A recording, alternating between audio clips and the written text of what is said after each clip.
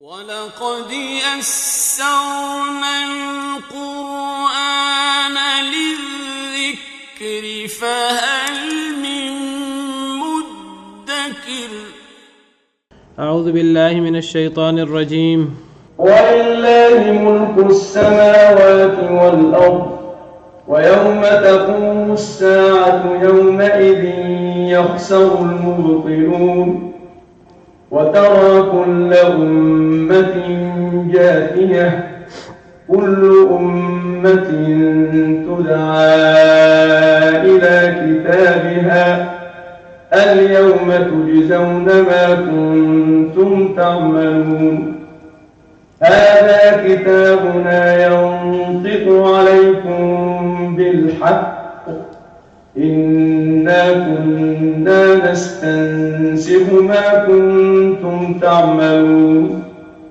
فَأَمَّا الَّذِينَ آمَنُوا وَعَمِلُوا الصَّالِحَاتِ فَيُدْخِلُهُمْ رَبُّهُمْ فِي رَحْمَتِهِ ذَلِكَ هُوَ الْفَوْزُ الْمُبِينُ وَأَمَّا الَّذِينَ كَفَرُوا أَفَلَمْ تَكُنْ آيَاتِي تُتْلَىٰ عَلَيْكُمْ فَاسْتَكْبَرْتُمْ وَكُنتُمْ قَوْمًا مُّجْرِمِينَ وَإِذَا قِيلَ إِنَّ وَعْدَ اللَّهِ حَقٌّ وَالسَّاعَةُ لَا رَيْبَ فِيهَا قُلْتُم مَّا نَدْرِي مَا السَّاعَةُ إِن نَّظُنُّ إِلَّا ظَنًّا وَمَا نَحْنُ بِمُسْتَيْقِنِينَ اعوذ باللہ من الشیطان الرجیم بسم اللہ الرحمن الرحیم وَلِلَّهِ مُلْكُ السَّمَاوَاتِ وَالْأَرْضِ وَيَوْمَ تَقُومُ السَّاعَةُ يَوْمَئِذٍ يَخْسَرُ الْمُبْطِلُونَ وَلِلَّهِ مُلْكُ السَّمَاوَاتِ وَالْأَرْضِ اور اللہ ہی کے لیے ہے بادشاہت آسمانوں کی اور زمین کی۔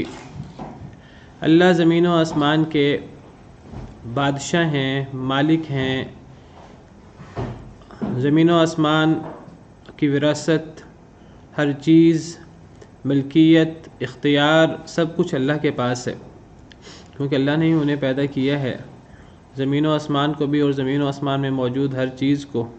وَيَوْمَ تَقُومُ السَّاعَةُ اور جس دن قیامت قائم ہوگی، یومئذ اس دن یخسر المبطلون خسارہ اٹھائیں گے انکار کرنے والے۔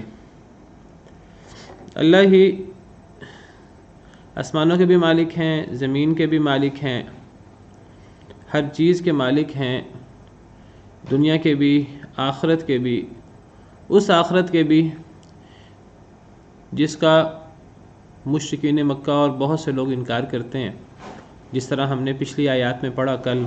بہت سے لوگ وہ آخرت کا انکار کرتے ہیں، کہتے ہیں کہ مرنے کے بعد کوئی زندگی نہیں ہے، مرنے کے بعد انسان دوبارہ کیسے زندہ ہوں گے؟ جب وہ مر جائیں گے، جب وہ مٹی میں مل جائیں گے، ان کی ہڈیاں بھی بوسیدہ ہو جائیں گی، تو دوبارہ انہیں کون زندہ کرے گا؟ کوئی زندگی نہیں ہے مرنے کے بعد۔ اللہ نے فرمایا کہ در حقیقت یہ اللہ رب العالمین کی قدرت پر اعتراض ہے، یہ اللہ رب العالمین کی طاقت پر، قدرت پر اور اللہ کی شان پر اعتراض ہے کہ اللہ یہ کام نہیں کر سکتے کہ اللہ انسانوں کو مرنے کے بعد دوبارہ اٹھا سکیں۔ اللہ فرماتے ہیں کہ اللہ یہ کام کیوں نہیں کر سکتے؟ اللہ کے پاس تو زمین و آسمان کی ملکیت ہے، اللہ زمین و آسمان پر اختیار رکھتے ہیں، زمین و آسمان کو اللہ نے پیدا کیا ہے اور زمین و آسمان سارے اللہ کے قبضہ، اللہ کے کنٹرول میں ہیں۔ تو جس اللہ وحدہ لا شریک کے قبضہ قدرت میں، اختیار میں زمین و آسمان ہیں، اور جو اللہ زمین و آسمان جیسی بڑی بڑی مخلوقات کا خالق ہے، مالک ہے، تو وہ اللہ انسانوں کو مرنے کے بعد دوبارہ کیوں نہیں پیدا کر سکتا؟ کتنی عجیب بات ہے۔ اور اللہ تعالیٰ بالکل انسانوں کو مرنے کے بعد دوبارہ پیدا کر سکتا ہے۔ اللہ نے اس اتنی وسیع کائنات کو بنایا ہی اس لیے ہے، اور اس کے اندر انسان کو بسایا ہی اس لیے ہے کہ انسان دنیا کے اندر عمل کرے، اپنے اختیار کے ساتھ، اچھا یا برا، پھر وہ یوم الجزاء میں اللہ کے حضور پیش ہو اور پھر وہاں وہ اپنے عمل کا حساب دے سکے، اور پھر وہاں اللہ تعالیٰ نیک شخص کو اس کے نیک عمل کا اچھا اجر دیں، اور اللہ تعالیٰ برے شخص کو اس کے برے عمل کی سزا دیں۔ تو اللہ کے لیے بادشاہت ہے آسمان و زمین کی، اللہ تعالیٰ انسان کو کیوں پیدا نہیں کر سکتے دوبارہ؟ تو قیامت ضرور قائم ہوگی۔ وَيَوْمَ تَقُومُ السَّاعَةُ، جس دن قیامت قائم ہوگی، يَوْمَئِذٍ يَخْسَرُ الْمُبْطِلُونَ، اس دن نقصان اٹھائیں گے انکار کرنے والے، باطل قرار دینے والے۔ کس کو؟ قیامت کو، مرنے کے بعد کی زندگی کو، بعث بعد الموت کا انکار کرنے والے جب اس دن حاضر ہو جائیں گے تو اس دن ان کے لیے خسارہ ہی خسارہ ہے، اس دن ان کے لیے گھاٹے کا سودا ہے۔ وہ جس دن کا پوری اپنی زندگی میں انکار کرتے رہے وہی دن موجود ہوا، اور وہی دن، اس دن کے اندر وہ موجود ہوں گے اس دن، تو اب وہ تو انکار کر رہے تھے اس دن کا، انہوں نے تو اس دن کی تیاری ہی نہیں کی، انہوں نے اس کے لیے کوئی کام ہی نہیں کیا۔ ابطال کرنے والے، انکار کرنے والے، ابطال کرنا، انکار کرنا۔ تو اس دن انکار کرنے والے جو ہیں، باطل قرار دینے والے، یعنی آخرت کو، مرنے کے بعد کی زندگی کو، بعث بعد الموت کا انکار کرنے والے، اس کو باطل قرار دینے والے، جس دن قیامت قائم ہوگی وہ اس دن خود موجود ہوں گے، وہ بھی اس دن اپنی قبروں سے نکلیں گے، اور وہ بھی اس دن بڑی تیزی سے بھاگ کر اللہ کے حضور میدان محشر میں اکٹھے ہوں گے۔ تو اس دن سراسر وہ نقصان اٹھائیں گے۔ جو آخرت کا انکار کرتے رہے وہی اب اس آخرت میں موجود ہیں جس آخرت کا وہ انکار کرتے رہے، اور اس دن کیا ہولناک مناظر ہوں گے، کیا کیفیت ہوگی اس دن، خاص طور پہ کافروں کی۔ وَتَرَى كُلَّ أُمَّةٍ جَاثِيَةً، اور آپ دیکھیں گے ہر امت کو، ہر قوم کو، جاثیہ، گھٹنوں کے بل، ہر امت، ہر گروہ، ہر شخص اس دن انتہائی عاجز ہوگا۔ اس دن کوئی اکڑ، کوئی اس دن تکبر، کوئی طاقت کا مظاہرہ اس دن نہیں کرے گا۔ اس دن سارے کے سامنے سارے کے سارے جھکے ہوں گے، سارے کے سارے عاجز ہوں گے، گھٹنوں کے بل ہوں گے۔ جاثیہ کا مطلب گھٹنوں کے بل۔ جس طرح کوئی شخص انتہائی عاجزی کے ساتھ کسی بادشاہ کے سامنے، کسی بڑے سرکش، کسی بڑے بادشاہ اور مالک الملک کے سامنے، کوئی بندہ کسی بڑے کے سامنے گھٹنے کا بل ہو جاتا ہے تاکہ وہ اس کے سامنے عاجزی کا اظہار کر سکے، اس کے غصے سے اپنے آپ کو بچا سکے۔ تو قیامت کے دن تمام لوگ، ہر امت، ہر قوم اسی طرح ہوگی، گھٹنوں کے بل ہوگی۔ جاثیہ، گھٹنوں کے بل۔ جس طرح اللہ تعالیٰ نے سورہ مریم میں فرمایا ثم ننجی الذین اتقوا، فرمایا فوربک لنحشرنہم، سورہ مریم آیت نمبر 68، فوربک لنحشرنہم والشیاطین، آپ کے رب کی قسم ہم ضرور اکٹھا کریں گے انہیں بھی اور شیطانوں کو بھی، ثم لنحضرنہم، پھر البتہ ہم ضرور حاضر کریں گے انہیں، حول جہنم جثیہ، جہنم کے ارد گرد، جثیہ، گھٹنوں کے بل۔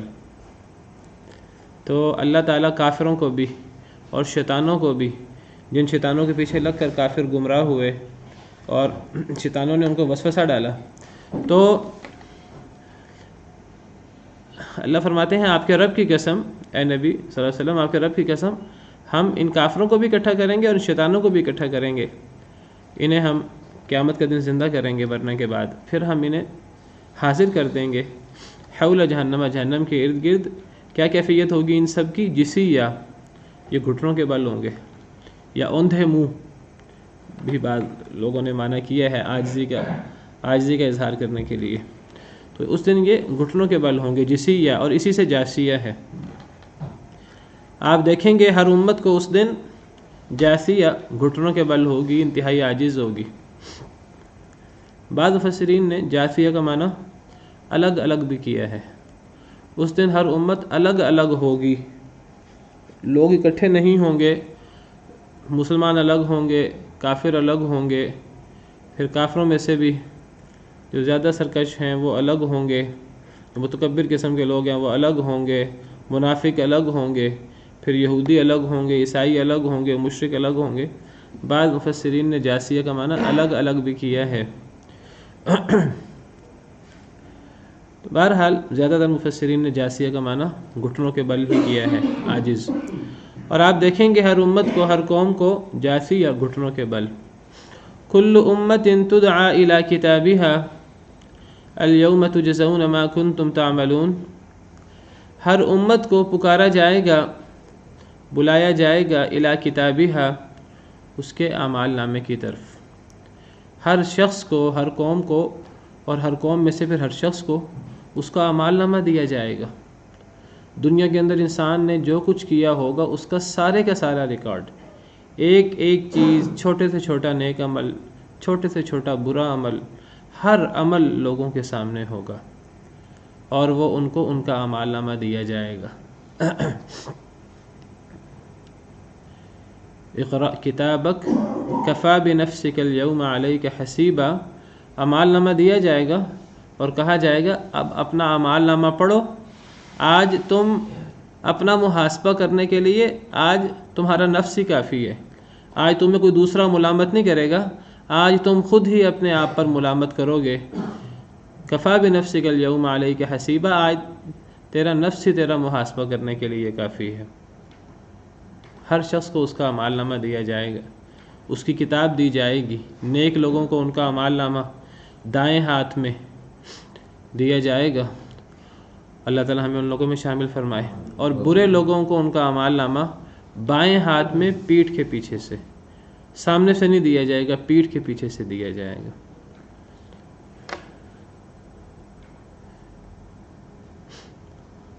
کل امت تدعا الی کتابها، ہر امت کو بلایا جائے گا اس کی کتاب کی طرف، اس کے اعمال نامے کی طرف۔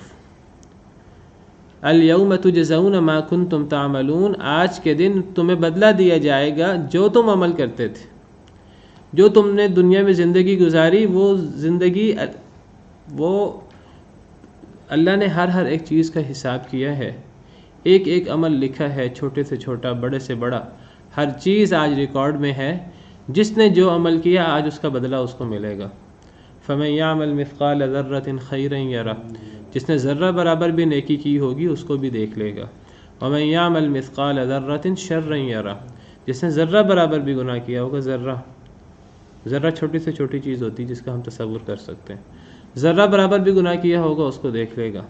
ایک اور آیت کریمہ میں فرمایا وَإِن كَانَ مِثْقَالَ حَبَّةٍ مِّنْ خَرْدَلٍ أَتَيْنَا بِهَا، اور اگر کسی کا عمل رائی کے دانے کے برابر ہوگا ہم وہ عمل بھی لے آئیں گے۔ قیامت کے دن انسان اپنے سامنے دیکھے گا، اللہ معاف کرے، لوگ ڈرتے نہیں ہیں برے اعمال کرنے سے، بڑے بڑے ہلاک کرنے والے گناہ کیے ہوتے ہیں، تو جب وہاں نامہ اعمال میں چھوٹے سے چھوٹا گناہ ہوگا، چھوٹے سے چھوٹا عمل موجود ہوگا، تو بڑے بڑے اعمال جو ہیں ان کا پھر کتنا وبال ہوگا۔ اللہ تعالیٰ فرماتے ہیں وَوُضِعَ الْكِتَابُ، سورہ کہف میں وَوُضِعَ الْكِتَابُ، سورہ کہف آیت نمبر 49، اور اعمال نامہ رکھ دیا جائے گا سب کے سامنے۔ فَتَرَى الْمُجْرِمِينَ مُشْفِقِينَ مِمَّا فِيهِ، آپ دیکھیں گے اے اللہ کے نبی صلی اللہ علیہ وسلم مجرموں کو، مشفقین مما فیہ، وہ ڈر رہے ہوں گے جو کچھ اس میں ہے۔ مجرمین تو سمجھتے تھے کہ آخرت ہوگی نہیں، حساب ہوگا ہی نہیں، یہ تو ان کو یاد ہوگا ہم دنیا میں کیا کر کے آئے ہیں، انہوں نے تو آخرت کے لیے عمل ہی نہیں کیا، دنیا کے اندر جو دل میں آیا کرتے رہے، اللہ کی نافرمانیاں جو ہیں وہ زیادہ سے زیادہ کرتے رہے۔ اب جب وہ دیکھیں گے کہ ہم میدان محشر میں موجود ہیں، اب ہمیں ہمارا اعمال نامہ دیا گیا ہے، مجرموں کو تو پہلے ہی پتہ ہوگا کہ ہمارے اعمال نامہ کے اندر کیا ہے، کیا کرتوت اس کے اندر جو ہے وہ ہم نے گھولے ہوئے ہیں۔ تو آپ دیکھیں گے مجرمین کو مشفقین مما فی، وہ ڈر رہے ہوں گے جو کچھ اس میں ہے، پڑھ رہے ہوں گے، ڈر رہے ہوں گے۔ وَيَقُولُونَ، اور وہ کہیں گے یا ویلتنا، ہائے افسوس ہمیں، مَا لِهَذَا الْكِتَابِ لَا يُغَادِرُ صَغِيرَةً وَلَا كَبِيرَةً إِلَّا أَحْصَاهَا، اس کتاب کو کیا ہو گیا ہے، اس نے کوئی چھوٹا عمل بھی نہیں چھوڑا، کوئی بڑا عمل بھی نہیں چھوڑا، ہر چیز کو ہی اس نے شمار کر لیا ہے، چھوٹی سے چھوٹی بات بھی اس اعمال نامے میں موجود ہوگی۔ وَوَجَدُوا مَا عَمِلُوا حَاضِرًا، جو انہوں نے عمل کیا ہوگا وہ اس کو وہاں حاضر پائیں گے۔ آج دنیا کے اندر ریکارڈنگ ہو جاتی ہے، آڈیو ریکارڈنگ، ویڈیو ریکارڈنگ، تو یہ تو انسانی چیزیں ہیں جو انسان نے اپنے ناقص ذہن سے بنائی ہیں۔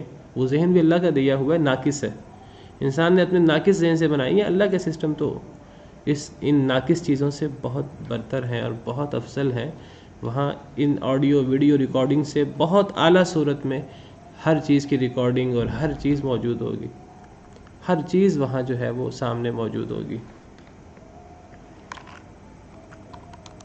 ایک اور آیت کریمہ میں فرمایا، سورہ زمر آیت نمبر 69، فرمایا وَوُضِعَ الْكِتَابُ، اعمال نامہ رکھ دیا جائے گا، وَجِیءَ بِالنَّبِیِّینَ، نبیوں کو لایا جائے گا، وَالشُّہَدَاءِ، اور شہیدوں کو، وَقُضِیَ بَینَہُم بِالْحَقِّ، اب لوگوں کے درمیان حق کے ساتھ انصاف ہوگا، فیصلہ ہوگا، فیصلہ کیا جائے گا لوگوں کے درمیان حق کے ساتھ، وَھُم لا یظلمون، کسی پہ ظلم نہیں ہوگا، وَوُفِّیَتْ کُلُّ نَفْسٍ مَا عَمِلَتْ، پورا بدلہ دیا جائے گا ہر نفس کو جو اس نے عمل کیا، وَهُوَ أَعْلَمُ بِمَا يَفْعَلُونَ، اللہ تعالیٰ زیادہ جاننے والے ہیں ساتھ اس کے جو وہ کرتے رہے ہیں۔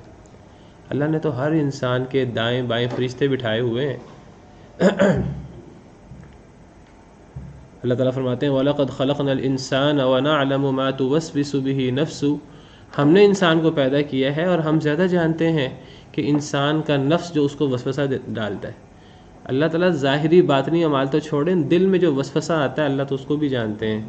وَنَحْنُ أَقْرَبُ إِلَيْهِ مِنْ حَبْلِ الْوَرِيدِ، ہم تو انسان سے، انسان کی شاہ رگ سے بھی زیادہ نزدیک ہیں۔ اِذْ يَتَلَقَّى الْمُتَلَقِّيَانِ عَنِ الْيَمِينِ وَعَنِ الشِّمَالِ قَعِيدٌ، جب دو لینے والے لے لیتے ہیں، عن الیمین وعن الشمال قعید، ایک دائیں بیٹھا ہوتا ہے ایک بائیں بیٹھا ہوتا ہے، ما یلفظ من قول الا لدیہ رقیب عتید، انسان کوئی لفظ منہ سے نہیں نکالتا مگر اس لفظ کے پاس رقیب عتید، ایک پہرے دار تیار بیٹھا ہوتا ہے، وہ اس کو فوراً لکھ لیتا ہے۔ یہ تو اللہ کے فرشتے ہیں جو ہر چیز کو لکھ لیتے ہیں۔ وَإِنَّ عَلَيْكُمْ لَحَافِظِينَ کِرَامًا کاتبین یعلمون ما تفعلون، اللہ نے تمہارے اوپر حفاظت کرنے والے کرامن کاتبین مقرر کر رکھے ہیں، یعلمون ما تفعلون، جو تم کرتے ہو وہ اس کو جانتے ہیں۔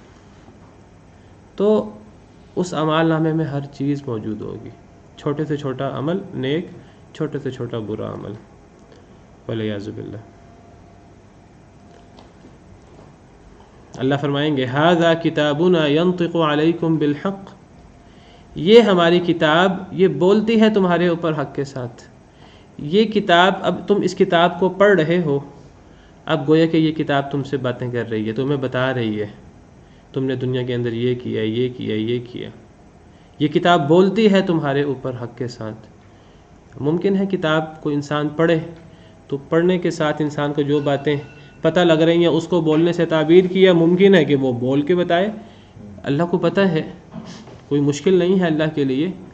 یہ کتاب بتا رہی ہے تمہیں حق کے ساتھ، جو کچھ اس کتاب میں لکھا ہے وہ سارا حق لکھا ہے، اس میں کوئی بات بھی غلط نہیں ہے، کہیں بھی کوئی غلط فہمی نہیں ہے، کہیں کوئی کمی نہیں ہے۔ کمی تو ہو جب کوئی انسانی کام ہو، انسانی کام میں نقص ہو سکتا ہے، اللہ کے کام میں کہاں نقص ہو سکتا ہے۔ یہ اعمال نامہ، یہ کتاب بولتی ہے تمہارے اوپر حق کے ساتھ۔ اِنَّا كُنَّا نَسْتَنسِخُ مَا كُنْتُمْ تَعْمَلُونَ، بے شک ہم تو لکھوا لیا کرتے تھے جو تم عمل کرتے تھے، تم نے جو عمل کیا ہم نے لکھوا لیا فرشتوں کے ذریعے۔ ایک ایک چیز کو لکھ لیا گیا ہے، ایک ایک چیز کو ریکارڈ کر لیا گیا ہے۔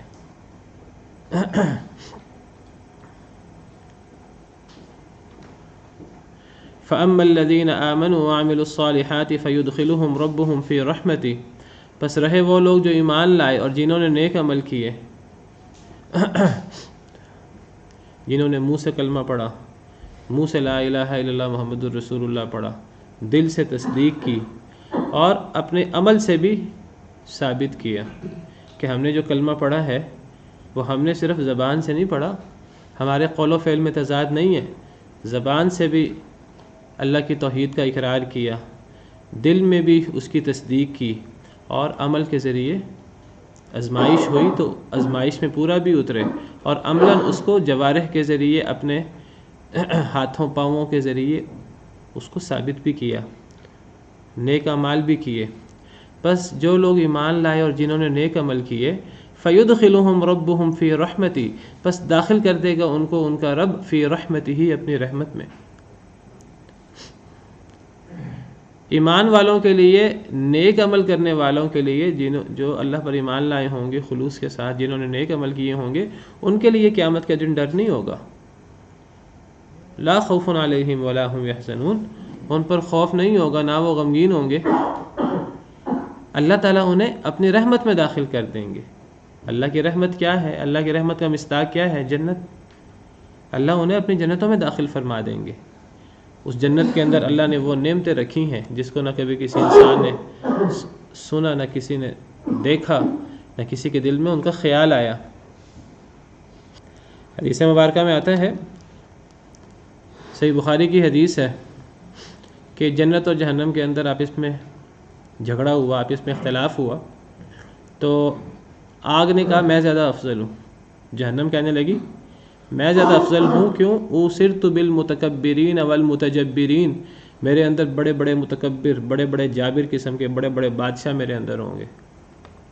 جنت کہنے لگی ما لی لا يدخلونی الا ضعفاء الناس وسقطهم، جنت افسوس کرے گی جب جہنم یہ بات کہے گی میرے اندر بڑے بڑے بادشاہ، بڑے بڑے تکبر کرنے والے، بڑے بڑے جابر، تو جنت کہے گی مجھے کیا ہے کہ میرے اندر تو کمزور کمزور لوگ جو دنیا کے اندر جن کو کوئی اہمیت نہیں ملتی تھی وہ ہوں گے۔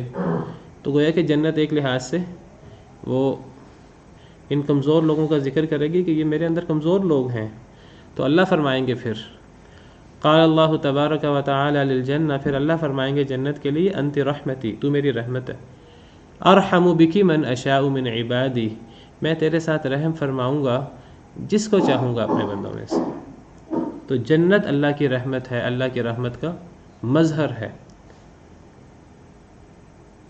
تو اور اللہ تعالیٰ آگ سے فرمائیں گے وقال للنار، اللہ آگ سے فرمائیں گے انما انت عذابی، تو میرا عذاب ہے، اعذب بکی من اشاء من عبادی، میں تیرے ساتھ عذاب دوں گا جسے چاہوں گا اپنے بندوں میں سے۔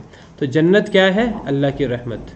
تو ہم نے پڑھا کہ جو ایمان والے ہیں اور نیک عمل کرنے والے ہیں اللہ ان کو اپنی رحمت میں داخل فرمائیں گے۔ کیا مطلب؟ اپنی جنت میں داخل فرمائیں گے۔ اللہم اجعلنا منہم، اللہم اجعلنا منہم، اللہم اجعلنا منہم، 3 دفعہ اگر دعا کرے انسان اے اللہ تعالیٰ مجھے جنت میں داخل کر دے، تو جنت اس شخص کے لیے دعا کرتی ہے کہ اے اللہ تعالیٰ اس کو مجھ میں داخل کر دے۔ اور اگر ایک انسان 3 دفعہ جہنم سے بچنے کی دعا کرے اللہم اجرنی من النار، اللہم اجرنی من النار، اللہم اجرنی من النار، یا اللہم انی اعوذ بک من النار، تو جہنم دعا کرتی ہے اے اللہ تعالیٰ مجھے اس بندے سے پناہ دے دے، اس بندے کو مجھ سے دور کر دے۔ تو جو لوگ ایمان لائے اور جنہوں نے نیک عمل کیے ان کا رب انہیں اپنی رحمت میں یعنی اپنی جنت میں داخل فرمائے گا۔ اللہ تعالیٰ ہمیں ان لوگوں میں شامل فرمائے۔ ذالک هو الفوز المبین، یہ ہے واضح کامیابی، یہی واضح کامیابی ہے، اس کے علاوہ کوئی کامیابی نہیں ہے۔ یہ ہے کامیابی جس کے لیے کوشش کرنی چاہیے، جس کے لیے محنت کرنی چاہیے، جس کے لیے قربانیاں دینی چاہیے، جس کے لیے مقابلہ کرنا چاہیے۔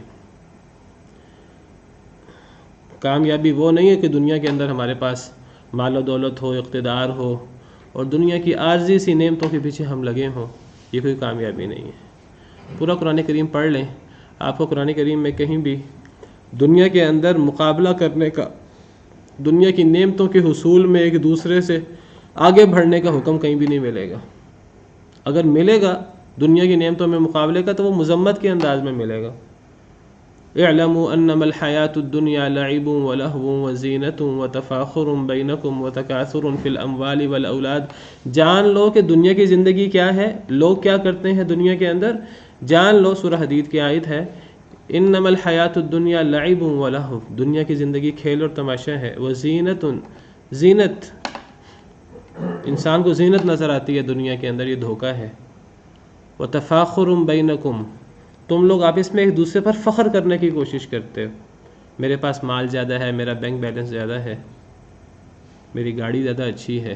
وتکاثر فی الاموال والاولاد، مال اور اولاد کی کثرت میں مقابلہ کرتے ہو تم لوگ۔ یہ مذمت کا انداز ہے کہ دنیا جو ہے وہ اللہ کے نزدیک اس کی کوئی حیثیت نہیں ہے، اللہ کے نزدیک سب کچھ آخرت ہے، لیکن انسان کیا کرتا ہے، لوگوں نے دنیا کو کھیل تماشا بنا رکھا ہے، اور لوگوں کے نزدیک دنیا زیب و زینت کی جگہ ہے، فخر کی جگہ ہے، مال و دولت، مال اور اولاد کی کثرت کی جگہ ہے. حالانکہ دنیا کی مثال کیسے ہے؟ کمثل غیث اعجب الکفار نباتہ، جیسے بارش ہوتی ہے، بارش سے جو ہے وہ فصل پکتی ہے، پھر ایک وقت آتا ہے کہ فصل کاٹ دی جاتی ہے، سب کچھ ختم ہو جاتا ہے. ایک اور آیت کریمہ میں اللہ فرماتے ہیں الہاکم التکاثر حتی زرتم المقابر، یہی جو کثرت ہے، مال و دولت کی کثرت، اس کا مقابلہ اس نے تمہیں غافل کر دیا اللہ سے، آخرت سے، اپنے مقصد زندگی سے. اور جو شخص اس کثرت میں پڑتا ہے، اس مقابلے میں، حتی زرتم المقابر، اس کو چین نہیں آتا حتیٰ کہ مر جاتا ہے، مرتے دم تک وہ اس مقابلے سے اور اس دوڑ سے نکل نہیں سکتا. حتی زرتم المقابر، حتیٰ کہ تم قبروں تک پہنچ جاتے. کلا سوف تعلمون، ہرگز نہیں، تم عنقریب تمہیں پتہ لگ جائے گا، عنقریب تم جان لو گے. جب انسان مر جائے گا، قبر میں جائے گا، تب انسان کو اندازہ ہوگا، لیکن وہاں تو پھر اب عمل کرنے کی کوئی جگہ نہیں ہے. اللہ نے ہمیں کیا حکم دیا؟ اللہ نے ہمیں حکم دیا ہے انسان کو مقابلہ کرنا ہے تو اللہ فرماتے ہیں فاستبقوا الخیرات، نیکیوں میں مقابلہ کرو. اللہ فرماتے ہیں جنت کے حصول میں، اللہ کی مغفرت حاصل کرنے میں مقابلہ کرو. وسارعوا الی مغفرۃ من ربکم وجنہ، اللہ کی مغفرت کی طرف دوڑو، اللہ کی مغفرت کے لیے مقابلہ کرو، وجنہ، جنت کے لیے مقابلہ کرو. ایک اور آیت کریمہ میں فرماتے ہیں ففروا الی اللہ، اے لوگو اللہ کی طرف دوڑو، یہاں مقابلہ کرو. کون اللہ کے زیادہ قریب ہوتا ہے؟ کون اللہ کو زیادہ راضی کرنے کی کوشش کرتا ہے؟ یہ ہے اصل کامیابی کی چیزیں، یہ ہے جس میں مقابلہ ہونا چاہیے. اللہ تعالیٰ جنت کی نعمتیں بیان فرما کر اللہ فرماتے ہیں لمثل ھذا فلیعمل العاملون، اس جنت کی نعمتوں کے لیے لوگوں کو عمل کرنا چاہیے، مقابلہ کرنا چاہیے. جنت کی شراب کا ذکر کرتے ہوئے فرماتے ہیں وفی ذلک فلیتنافس المتنافسون، جنہوں نے مقابلہ کرنا ہے اس جنت کی شراب حاصل کرنے میں مقابلہ کریں. ذالک هو الفوز المبین، یہ ہے واضح کامیابی. دنیا کے اندر انسان کو کچھ ظاہری سا وقتی مال و دولت مل جائے، وہ کیا کامیابی ہے؟ وہ کیا پتہ ہمارے لیے فتنہ ہو، عذاب ہو. لا تمدن عینیک الی ما متعنا به ازواجا منهم زہرۃ الحیاۃ الدنیا لنفتنہم فیہ. اے پیارے نبی صلی اللہ علیہ وسلم، یہ جو ہم نے لوگوں کو مال و دولت دے رکھی ہے، آپ اس کی طرف للچا کر نہ دیکھیں. یہ دنیا کی زیب و زینت ہے، لنفتنہم فیہ، ہم نے یہ دنیا داروں کو اس لیے دی ہے کہ ہم انہیں اس کے ذریعے فتنے میں ڈال دیں. ورزق ربک خیر وابقی، جو اللہ کے پاس رزق ہے جنت کی صورت میں، وہ زیادہ بہتر ہے اور باقی رہنے والا ہے. آپ کیا کریں؟ آپ دنیا کا مال و دولت نہ دیکھیں، للچائی نظر سے نہ دیکھیں. آپ کیا کریں؟ وَأْمُرْ أَهْلَكَ بِالصَّلَاةِ وَاصْطَبِرْ عَلَيْهَا، اپنے گھر والوں کو نماز کا حکم دیں، خود بھی نماز پڑھیں. یہ ہے کرنے والا کام دنیا کے اندر، جس سے ہم غافل ہیں، اللہ معاف کرے. تو اصل کامیابی کیا ہے؟ انسان اللہ کو راضی کر لے، انسان اپنے آپ کو جہنم سے بچا لے، انسان اپنے آپ کو جنت کا مستحق بنا لے اللہ کے فضل، اللہ کی رحمت سے. فمن زحزح عن النار وادخل الجنة فقد فاز، جو آگ سے بچا لیا گیا، جنت میں داخل کر دیا گیا، وہ کامیاب ہو گیا. فرمایا وَأَمَّا الَّذِينَ كَفَرُوا أَفَلَمْ تَكُنْ آيَاتِي تُتْلَى عَلَيْكُمْ، پیچھے تو اللہ نے ایمان والوں کا، نیک لوگوں کا ذکر کیا کہ انہیں تو اللہ اپنی رحمت میں داخل فرمائیں گے. پھر اللہ فرماتے ہیں کہ اور جہاں تک ان لوگوں کا معاملہ ہے جنہوں نے کفر کیا، اللہ کی آیتوں کو نہیں مانا، اللہ کے رسولوں کو نہیں مانا، اللہ کی وحی کا انکار کیا، اللہ کے احکامات سے انکار کیا. افلم تکن آیاتی تتلی علیکم، ان کو کہا جائے گا، یہاں محذوف ہے، رہے وہ لوگ جنہوں نے کفر کیا. افلم تکن آیاتی، کیا پس نہیں تھی میری آیتیں، تتلی علیکم، تم پر پڑھی جاتی، یعنی کافروں کو کہا جائے گا. یقال لہم، محذوف ہے، کافروں کو یہ بات کہی جائے گی کہ اے کافرو، تمہارے پاس میری آیتیں نہیں آئی تھیں کیا؟ میری آیتیں تم پر، میرے نبی کے ورثاء، داعی حضرات، واعظ کرنے والے تم پر میری آیتیں نہیں پڑھتے تھے؟ فاستکبرتم، بس تم نے تکبر کیا، تم نے ان آیتوں کو نہ مانا، مذاق اڑاتے رہے، انکار کرتے رہے.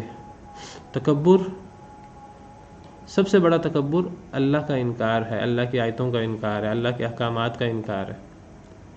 تمہارے سامنے میری آیتیں پڑھی جاتی تھی تو تم نے تکبر کیا، تم نے انکار کیا۔ وَكُنْتُمْ قَوْمًا مُجْرِمِينَ، اور تم تھے مجرم قوم۔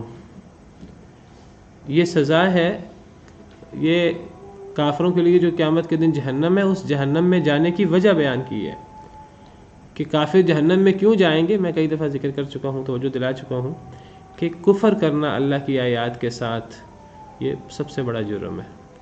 اللہ کی آیات کو نہ ماننا، اللہ کے احکامات کو نہ ماننا، اللہ کے رسول کو نہ ماننا، یہ سب سے بڑا جرم ہے۔ تکذیب کرنا اللہ کی آیات کی۔ ان الذين كذبوا بآياتنا واستكبروا عنها لا تفتح لهم ابواب السماء، جن لوگوں نے جھٹلایا ہماری آیتوں کو، تکبر کیا، اللہ فرماتے ہیں لا تفتح لهم ابواب السماء، ان کے لیے آسمان کے دروازے ہی نہیں کھولے جائیں گے۔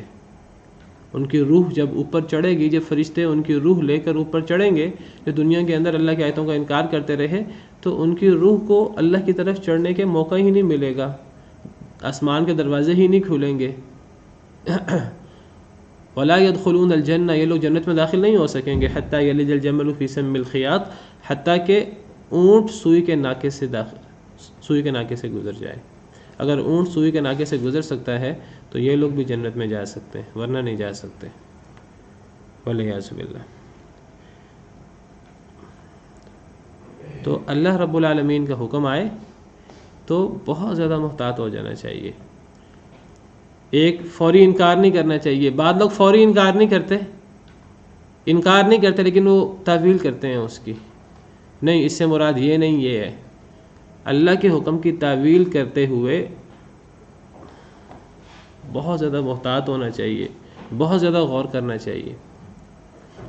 قرآن کریم میں جہاں بھی جہنم کا، جہنمیوں کا ذکر ہے تو وہاں ان کا جرم یہی ہے۔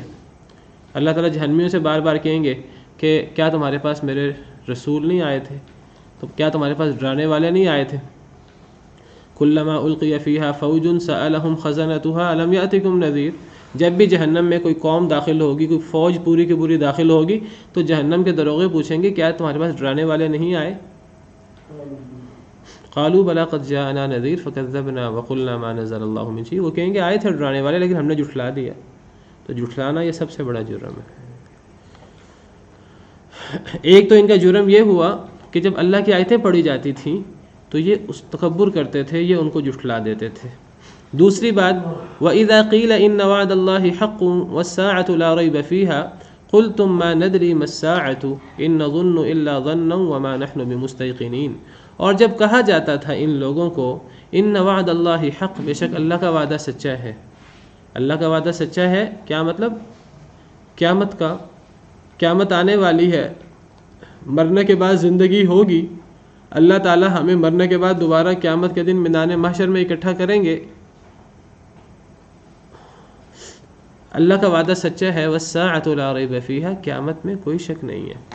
جب ان سے یہ بات کہی جاتی تھی کافروں سے، قلتم، تو تم کہا کرتے تھے اے کافروں، ما ندری ما الساعۃ، ہم نہیں جانتے قیامت کیا ہے۔ ان نظن الا ظنا، نہیں ہم گمان کر رہے مگر گمان کرنا۔ وما نحن بمستيقنين، ہمیں یقین نہیں ہے۔ جب کافروں سے کہا جاتا ہے کہ اے کافروں تھوڑا غور کر لو، تھوڑا توجہ کر لو، یہ دنیا عارضی زندگی ہے، حقیقی زندگی آنے والی ہے، مرنے کے بعد زندگی ہے، تو کافر کہتے تھے کوئی زندگی نہیں ہے، کوئی قیامت نہیں ہے، ہم قیامت نہیں مانتے۔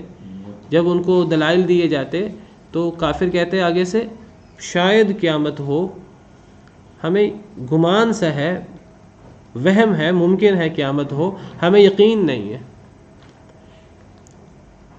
اس سے پتہ لگا کہ قیامت کا، ایمانیات کا صریح انکار یہ بھی کفر ہے، اور ایمانیات کے بارے میں ڈگمگانا اور بین بین ایمان رکھنا، بین بین عقیدہ رکھنا، یہ بھی کفر ہے۔ یعنی یہ کہنا کہ میں قیامت کو نہیں مانتا یہ بھی کفر ہے، اور یہ کہنا شاید قیامت ہو، شاید نہ ہو، یقین نہ ہو کسی کو، یہ بھی کفر ہے۔ ہمارے دل میں یہ بات آ جائے کہ اللہ ہے، شاید نہیں ہے، کبھی آتا ہے دل میں ہے، کبھی دل میں آتا ہے نہیں ہے، یہ جب اس طرح ڈگمگاتا ہوا موقف ہوگا تو یہ کفر ہے، اللہ معاف کرے۔ کیا پتہ قرآن صحیح کہہ رہا ہے، کیا پتہ قرآن کے وعدے سچے ہیں کہ سچے نہیں ہیں. تو ایک تو صریح انکار ہوتا ہے، وہ بھی کفر ہے، اور یہ جو ڈگمگاتا سا بات ہوتی ہے، گمان ہوتا ہے، تو یہ بھی کفر ہوتا ہے. بات ہو رہی تھی کہ جو لوگ کافر ہیں اور جو لوگ جہنم میں جائیں گے تو ان کے جہنم میں جانے کی وجوہات کیا ہیں. ایک وجہ تو یہ ہے کہ انہیں کہا جائے گا کہ جب تم پر میری آیتیں پڑھی جاتی تھیں تو تم تکبر کرتے تھے، تم انکار کرتے تھے، تم مجرم تھے، تم نہیں مانتے تھے. دوسری بات ان کو کہی جائے گی کہ تم آج جہنم میں اس لیے ہو کہ تم آخرت کو نہیں مانتے تھے، تم آخرت کا انکار کرتے تھے. تو میں ذکر کر رہا تھا کہ آخرت کا انکار، مکمل طور پر انکار کرنا یہ بھی کفر ہے، اور ڈگمگاتا موقف رکھنا یہ بھی کفر ہے. انسان کو پورا یقین ہونا چاہیے اللہ پر، انبیاء کرام علیہم السلام پر، اللہ کی کتابوں پر، اللہ کے وعدوں پر، آخرت پر، تقدیر پر، ہر چیز پر انسان کا بالیقین ایمان ہونا چاہیے، یقینی ایمان ہونا چاہیے، حق الیقین انسان کو ہونا چاہیے.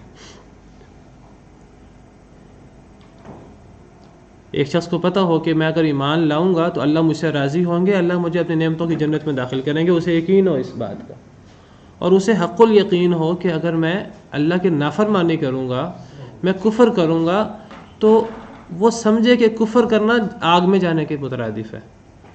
وہ سمجھے اللہ کی نافرمانی کرنا یہ آگ میں جانے کے مترادف ہے. اور جو بندہ اس کا حق الیقین ہوتا ہے تو ایمان کی مٹھاس اسے ہی نصیب ہوتی ہے.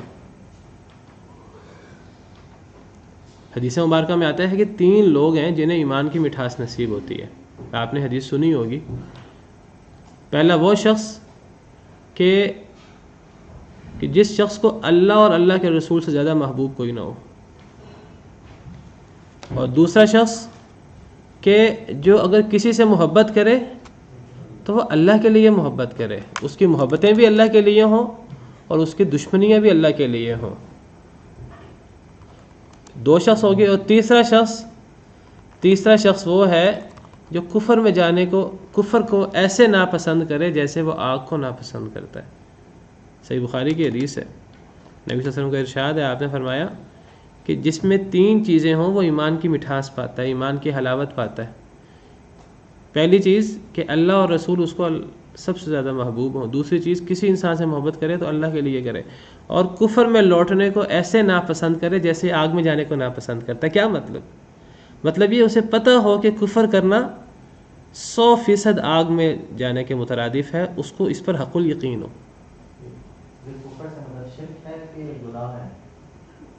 یہاں لفظ تو کفر کا ہے، تو یعنی انسان کو 100% یقین ہو میں کفر کروں گا، اللہ کی نافرمانی کروں گا تو کفر کرنا ایسے ہی جیسے کہ میں آگ میں ڈال دیا جاؤں گا. یہاں حدیث میں تو کفر کا لفظ ہے. تو اب کفر انسان کو جہنم میں لے جاتا ہے اور ہمیشہ کے لیے جہنم میں لے جاتا ہے. بعض ایسی نافرمانیاں ہیں وہ ممکن ہے انسان کو ہمیشہ کے لیے جہنم میں نہ لے کے جائیں، لیکن وہ انسان کو وقتی طور پہ جہنم میں لے جائے. سود اللہ اور اللہ کے رسول سے جنگ ہے. تو اگر ایک بندہ سود کھاتا ہے، توبہ نہیں کرتا، تو بڑا ہی ڈر ہے کہ کیا پتہ اللہ تعالیٰ اس کو بڑی سخت سزا دے. پتہ نہیں اللہ تعالیٰ کتنے سینکڑوں، ہزاروں، لاکھوں سالوں کے لیے اللہ کو پتہ ہے.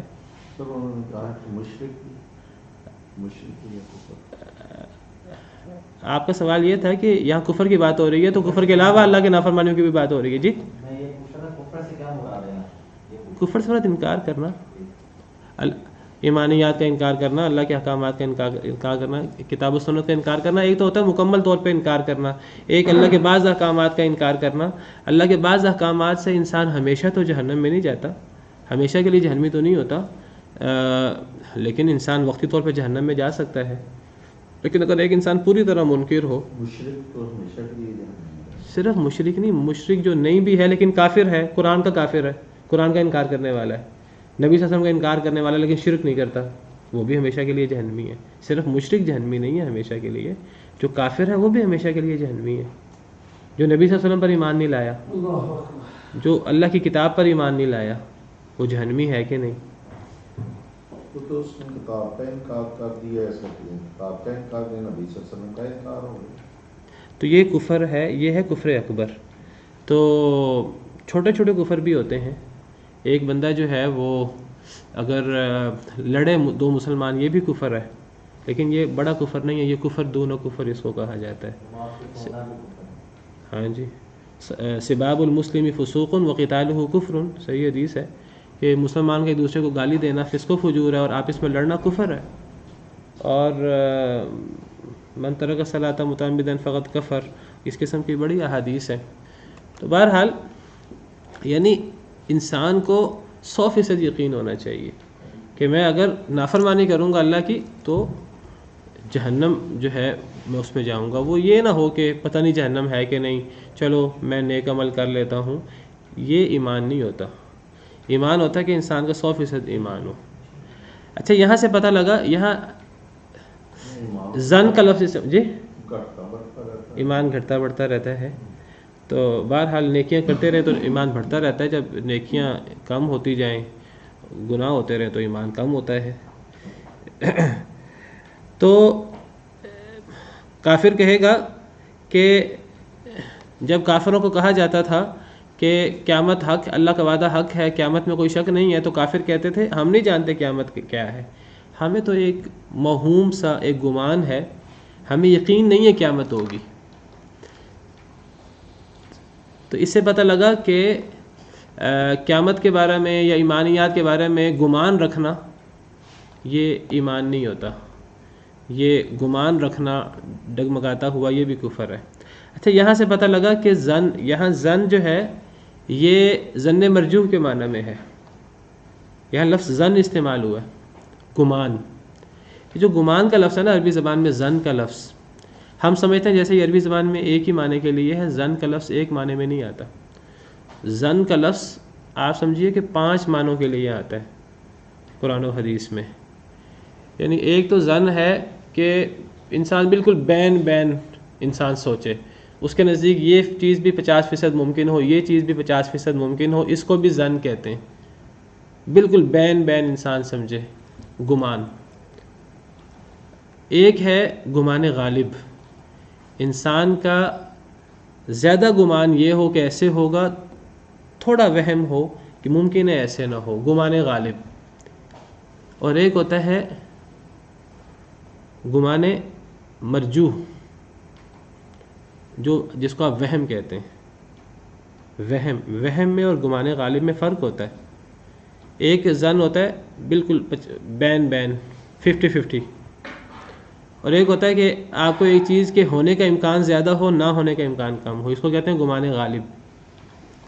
ایک ہوتا ہے کہ آپ کو ایک چیز کے نہ ہونے کا امکان زیادہ ہو، ہونے کا امکان کم ہو، اس کو کہتے ہیں وہم. یہ بھی گمان، اس کے لیے بھی لفظ سے گمان استعمال ہوتا ہے. اور ایک ہوتا ہے زن یقین کے معنی میں ہے. آپ کو گمان غالب کیا، آپ کو تقریباً یقین کے قریب آپ کو یقین ہو. یعنی یہاں یہ گمان کبھی کبھی یقین کے معنی میں استعمال ہوتا ہے، اور کبھی کبھی گمان، یعنی 5 مرحلے ہوئے گمان کے. ایک ہے کہ وہم سے بھی نیچے، گمان مرجوح سے بھی نیچے، 1-2% بھی انسان کا خیال نہ ہو، اس کو بھی زن کہہ دیتے ہیں.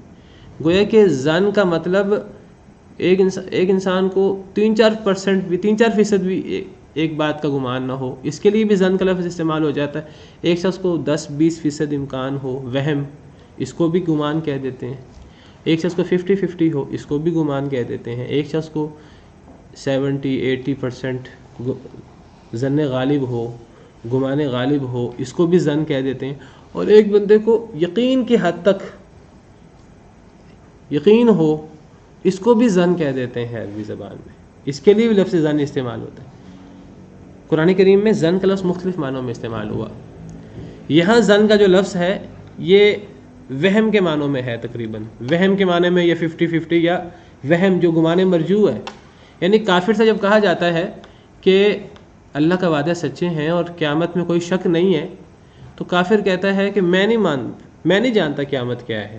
یا تو 100% انکار کر دیتا ہے، یا پھر وہ کہتا ہے ممکنہ ہو مجھے کوئی یقین نہیں ہے، تو یہ 50-50 یا گمان مرجو کی بات ہے، وہم کے انداز کی بات ہے. یہ چیز جو ہے کفر ہے اور اس کی وجہ سے انسان جہنم کا مستحق ہوتا ہے. لیکن ایک بندہ اگر قیامت کے بارے میں یقین رکھے، اس کے لیے بھی اللہ نے لفظ ظن استعمال کیا ہے قرآن کریم میں. الذین یظنون انہم ملاقو ربہم، سورہ بقرہ آیت نمبر 46. اللہ تعالیٰ نیک لوگوں کا ذکر کر رہے ہیں. اللہ فرماتے ہیں وَاسْتَعِینُوا بِالصَّبْرِ وَالصَّلَاةِ، اے لوگو صبر کے ساتھ اور نماز کے ساتھ مدد چاہو. یہ نماز جو ہے بہت بھاری ہے مگر اللہ سے ڈرنے والوں پر، اللہ سے ڈرنے والے جو مسلمان ہیں ان پر بھاری نہیں ہے، باقی لوگوں پر بھاری ہے. یہ کون لوگ ہیں جو اللہ سے ڈرتے ہیں جن پر نماز بھاری نہیں ہے؟ یہ وہ لوگ ہیں الذین یظنون انہم ملاقو ربہم، یہ وہ لوگ ہیں جو یقین رکھتے ہیں کہ وہ اپنے رب سے ملاقات کریں گے اور وہ اپنے رب کی طرف لوٹنے والے ہیں. یہاں ظن یقین کے معنی میں ہے، حالانکہ لفظ یہاں ظن استعمال ہوا ہے. اور یہاں اللہ سے ملاقات سے مراد قیامت ہے. اب یہاں اللہ سے ملاقات کا ظن رکھنا، لفظ ظن استعمال ہوا ہے اور یہ ایمان اور یقین کے معنی میں ہے. اور وہاں جو ہم پڑھ رہے ہیں وہاں بھی لفظ ظن استعمال ہوا ہے اور وہاں وہ کفر کے معنی میں ہے. تو میں نے اس لیے کہا کہ ظن کا لفظ عربی زبان میں یقین کے قریب، یقین کے معنی میں بھی استعمال ہوتا ہے ظن کا لفظ، اور دوسری طرف ظن کا لفظ جو ہے وہ گمان مرجوح کے معنی میں بھی استعمال ہوتا ہے، وہم کے معنی میں بھی استعمال. یہاں وہم مراد ہے اس آیت کریمہ میں جہاں ہم پڑھ رہے ہیں. ورنہ انکار بھی کیا جا سکتا ہے، یعنی ایک تو انکار ہے نا، ما ندری الساعہ، ہم نہیں جانتے قیامت کیا ہے، اور دوسرا ان نظن الا ظنا، ہم وہم کرتے ہیں، ایک وہم ممکن ہے ہو، ہمیں یقین نہیں ہے. تو یہ بھی کفر ہے، وہم کرنا. لیکن ایک ہے کہ ظن بمعنی کبھی کبھی ظن یقین کے معنی میں بھی آتا ہے، جیسے میں نے آگے سامنے آیت پیش کی. تو ہمیشہ ظن کو ایک معنی میں استعمال نہ کریں. چلیں وقت ختم ہو گیا، آج کے لیے اتنا ہی کافی ہے، باقی انشاءاللہ کل مکمل کریں گے. سبحان ربک رب العزت عما یصفون وسلام علی المرسلین والحمد للہ رب العالمین.